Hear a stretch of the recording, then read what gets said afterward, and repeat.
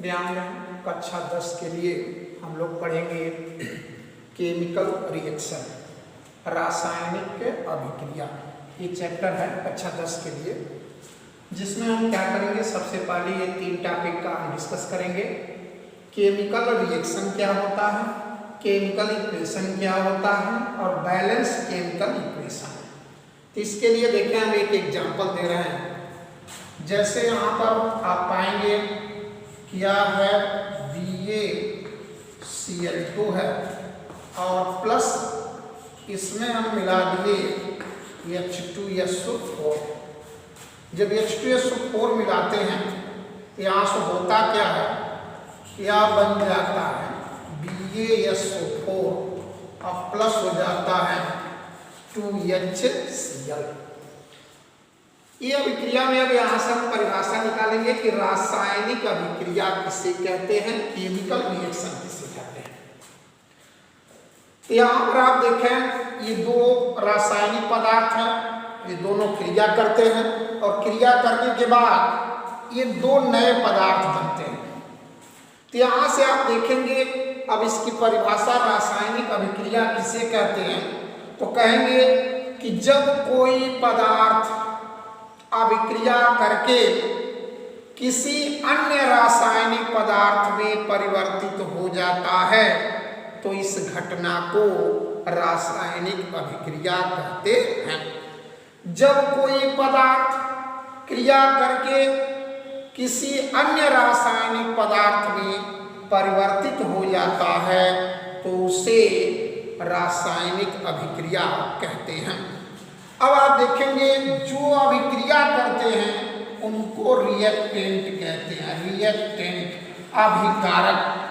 और अभिक्रिया के बाद जो बनते हैं तो उसे हम नाम देते हैं प्रोडक्ट, बोलते हैं उत्पाद, प्रोडक्ट कहते हैं। अर्थात रासायनिक अभिक्रिया में जो पदार्थ क्रिया करते हैं उसे अभिकारक कहते हैं, रिएक्टेंट कहते हैं।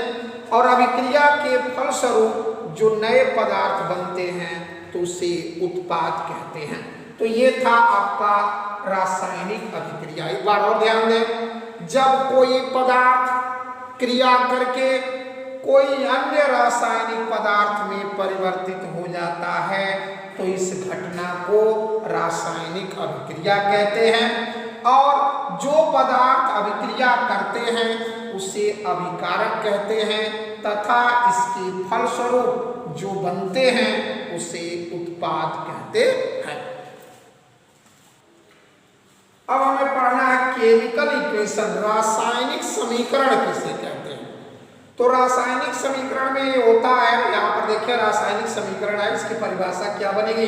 तो आप देखें, अभिकारक है, इनको संकेतों द्वारा प्रदर्शित कर दिया गया। उत्पाद है, इनको भी संकेतों द्वारा प्रदर्शित कर दिया गया और समीकरण बना दिया गया और इसी को हम कहते हैं रासायनिक समीकरण। तो कहेंगे क्या कि जब अभिक्रिया में अभिकारक और उत्पाद को संकेतों द्वारा प्रदर्शित करके जो समीकरण बनाकर अध्ययन किया जाता है तो उसे रासायनिक समीकरण कहते हैं।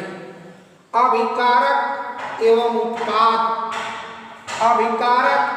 उत्पाद को संकेतों द्वारा समीकरण बनाकर अध्ययन किया जाता है तो उस समीकरण को क्या नाम दिया गया, उसे रासायनिक समीकरण कहते हैं।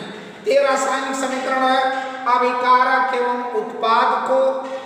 उत्पाद को संकेतों द्वारा समीकरण बनाकर अध्ययन किया जाता है तो उस समीकरण को रासायनिक समीकरण कहते हैं। और इसे तीर द्वारा प्रदर्शित करते हैं। तीर के पहले रिएक्टेंट होता है और तीर के बाद जो है प्रोडक्ट होता है। अब इसके बाद तीर या बराबर से प्रदर्शित करते हैं। अब लास्ट टॉपिक हमारा आता है बैलेंस केमिकल इक्वेशन किसे कहते हैं। तो कहेंगे कि वह रासायनिक समीकरण जिसमें अभिकारक एवं उत्पाद में परमाणुओं की संख्याएं समान होती हैं तो उसे संतुलित रासायनिक समीकरण कहते हैं। एक बार और देखें केमिकल इक्वेशन क्या होगा? तो अभिकारक एवं उत्पाद को संकेतों को समीकरण बनाकर अध्ययन किया जाता है तो उसे रासायनिक समीकरण कहते हैं। ध्यान दें, केमिकल इक्वेशन में कुछ सिंबल्स होते हैं, हम देते हैं जैसे संकेत के रूप में। अगर वो ठोस अवस्था में है तो ब्रैकेट में यस लिखते हैं, अगर वो लिक्विड यानी द्रव अवस्था में है तो यल लिखते हैं ब्रैकेट में, गैस है तो उसे जी लिखते हैं, और उसके बाद अगर वो विलयन जलीय है तो उसे एक्वस लिखते हैं, ये क्यों देते हैं। अगर गैस अभिक्रिया में निकल रही है, जैसे यहाँ 3O2 देखें निकल रही है, तो उसको हम तीर ऊपर से दिखाते हैं। अभिक्रिया में अगर प्रेसिपिटेट बनता है और छेद बनता है, उसे तीर नीचे हम दिखाते हैं। अगर हम गर्म करते हैं, गर्म करना है, जैसे सिंबल देखें तो हम इसको इस त्रिभुज की तरह से डेल की तरह से दिखा देते हैं। अगर अभिक्रिया केवल एक दिशा में होती है तो उसे हम रिवर्सिबल बोलते हैं।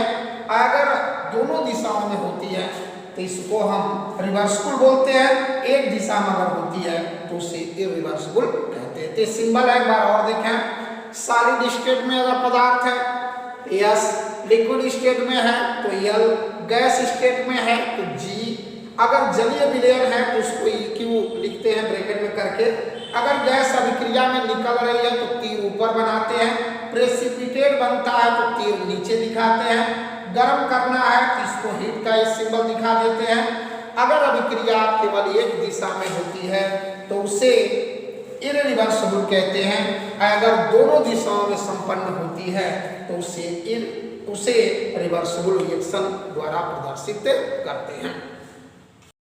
ध्यान दें, अब इसके बाद हम लोग पढ़ेंगे टाइप्स ऑफ केमिकल रिएक्शन, यानी रासायनिक अभिक्रियाओं के प्रकार। ये रासायनिक अभिक्रियाओं के प्रकार में सबसे पहले हम 5 रिएक्शन का अध्ययन करेंगे। देखें, कॉम्बिनेशन रिएक्शन यानी संयोजन अभिक्रिया, डिस्प्लेसमेंट रिएक्शन, विस्थापन अभिक्रिया, डबल डिस्प्लेसमेंट रिएक्शन, द्विविस्थापन अभिक्रिया, डिसोसिएशन है, इसका मतलब इसमें आप देखेंगे वियोजन अभिक्रिया, और डिकम्पोजिशन रिएक्शन का मतलब जो होता है वह अपघटन अभिक्रिया। तो यहाँ से आप देखें इन 5 रिएक्शन को हमें पढ़ना है तो सबसे पहले हम पढ़ेंगे कॉम्बिनेशन रिएक्शन। तो देखें कॉम्बिनेशन रिएक्शन क्या होता है। रिएक्शन में यहाँ से आप देखें ये Cl2 है और यहाँ पर H2 है, और ये दोनों आपस में मिलते हैं और बन जाता है 2HCl। लेकिन ये क्रिया होती है सनलाइट की प्रेजेंस में। दूसरा रिएक्शन देखें, यह MgO है और प्लस H2O है, ये क्रिया करता बन जाता है MgOH का होल ट्वाइस। अब इन दोनों में देखें परिभाषा क्या बनेगी, तो ये दोनों मिलके एक पदार्थ बन रहा है, ये भी दोनों मिलके एक पदार्थ। क्या संयोजन अभिक्रिया किसे कहते हैं?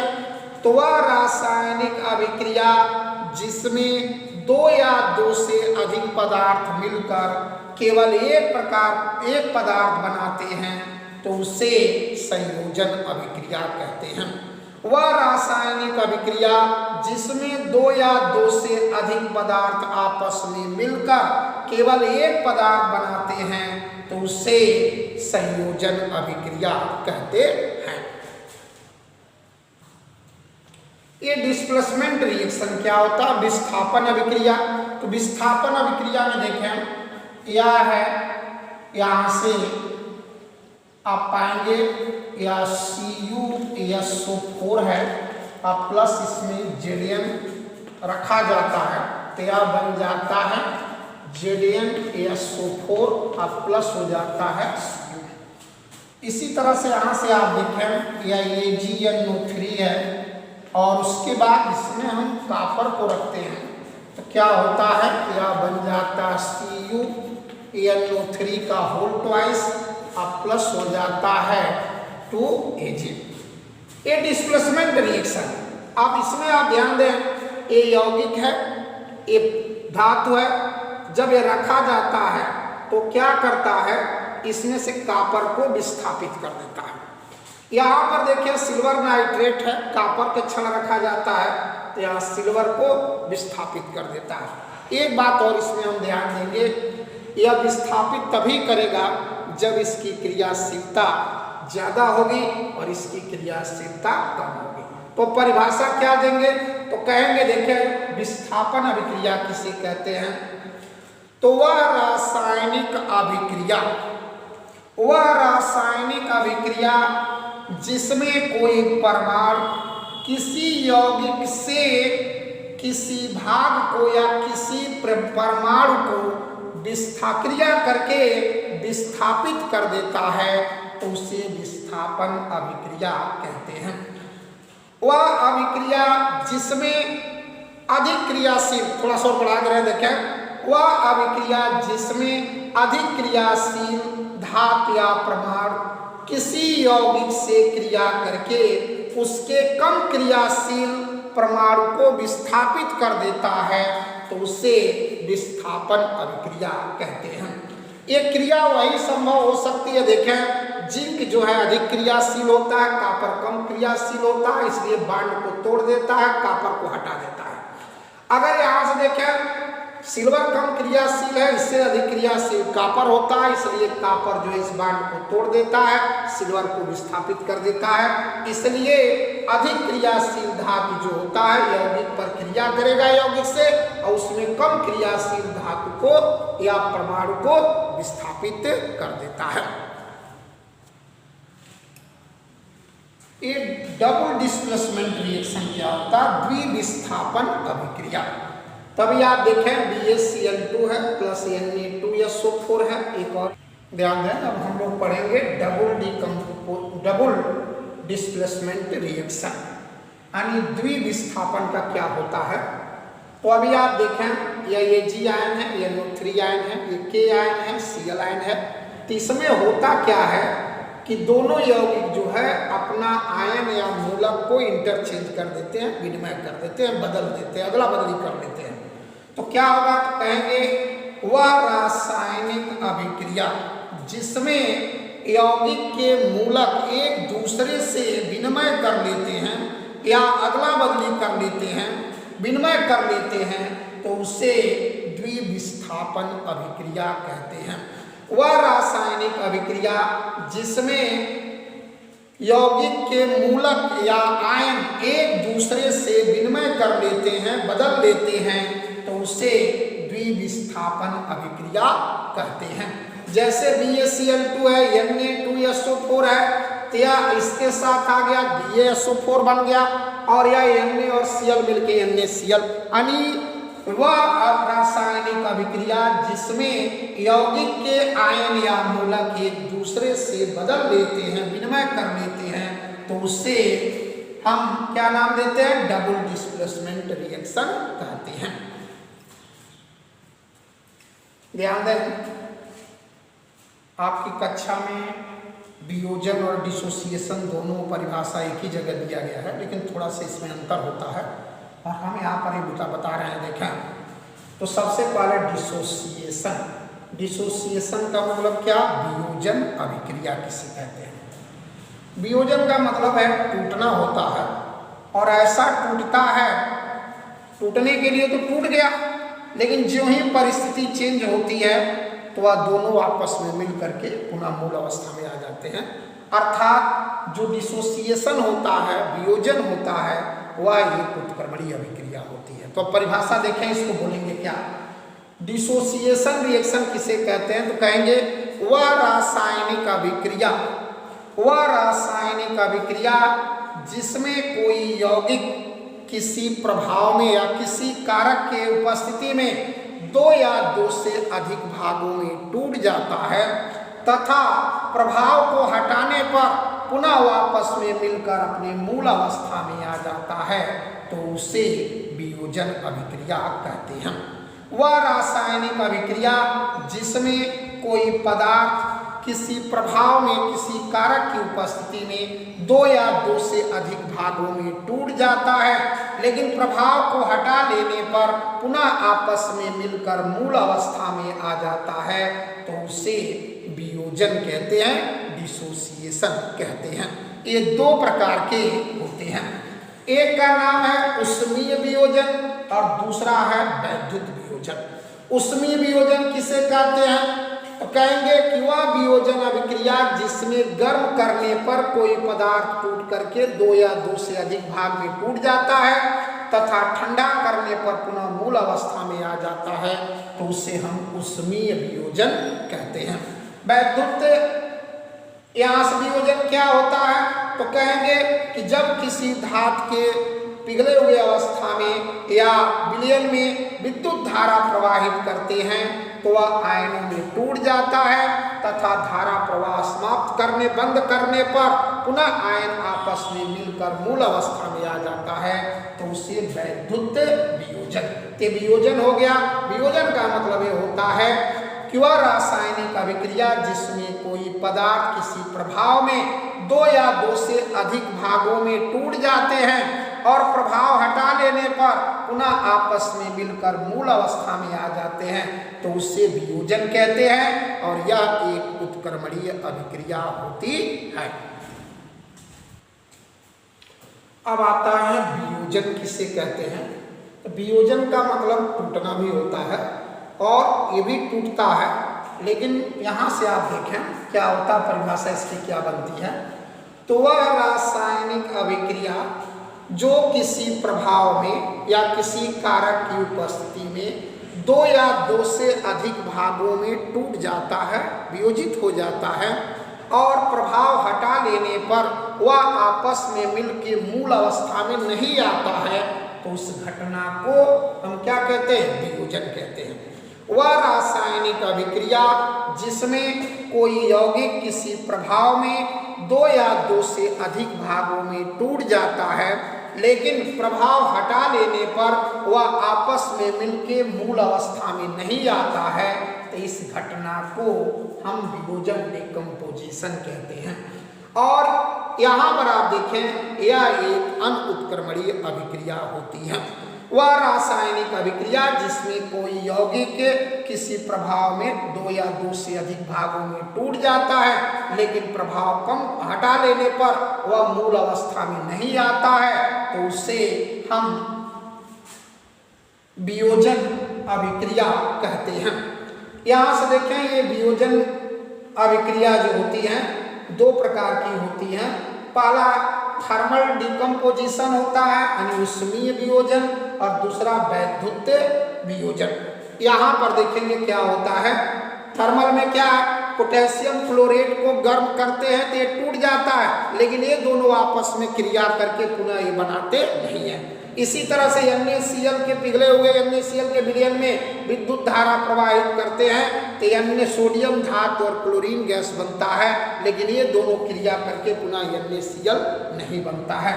तो थर्मल डिकम्पोजिशन क्या होगा कि वह वियोजन अभिक्रिया जिसमें किसी यौगिक को गर्म करते हैं तो दो या दो से अधिक भागों में टूट जाता है, लेकिन वह आपस में क्रिया करके पुनः वापस नहीं आता है, तो उसे उष्मीय वियोजन कहते हैं। और दूसरा क्या है, यहाँ पर देखें वैद्युत वियोजन क्या होता है। तो वह रासायनिक अभिक्रिया चाहे वह वियोजन जिसमें विद्युत धारा प्रवाहित करने पर दो भागों में टूट जाता है और धारा प्रवाह करने पर पुनः आपस में मिलकर मूल अवस्था में नहीं आते हैं, तो उसे वैद्युत वियोजन कहते हैं। ध्यान दें, इस वियोजन में एक और वियोजन आता है प्रकाशीय कहें तो प्रकाशीय भी यानी ऑप्टिकल डिकम्पोजिशन क्या होता है। तो यहाँ से आप देखेंगे जैसे AgBr या AgCl है, इसको हम क्या करते हैं लाइट में अगर हम रख देते हैं दोनों को, यहाँ से आप देखें तो लाइट में रख देते हैं तो यहाँ से क्या होता है ये पाएंगे या बन जाएगा 2Ag अलग हो जाता है और Br2 गैस बन जाता है। यहाँ से 2Ag अलग हो जाता है और Cl2 गैस बन जाता है। लेकिन ये दोनों आपस में क्रिया करके पुनः अपने मूल अवस्था में नहीं आते हैं, तो इसलिए इसका नाम है आप यानी प्रकाशीय वियोजन कहते हैं। ये वियोजन जो है 3 प्रकार के हो गए, उष्मीय वियोजन, वैद्युत वियोजन और ये प्रकाशीय वियोजन।